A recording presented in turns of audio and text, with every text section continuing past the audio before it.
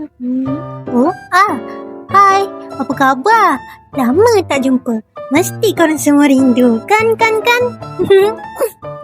Mula-mula aku nak minta maaf sebab beberapa bulan ni, 2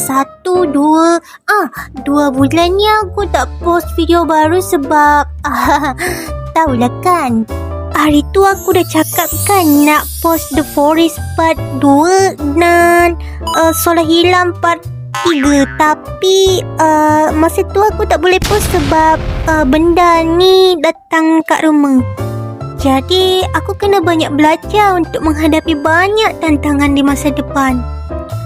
Jadi masa tu aku kena banyak-banyak belajar untuk akhir studi aku. Meskipun aku tak tahu aku nak belajar apa, tapi niat aku dah baik kan? Dah lepas belajar mati-matian, aku pun siap untuk ikut ujian. Dan korang mesti nak tahu kan macam mana lepas hari tu aku lulus ke tak, dan kenapa karakter aku yang dulu jadi macam ni Tapi kita akan bahas soalan tu di lain waktu. Bye-bye.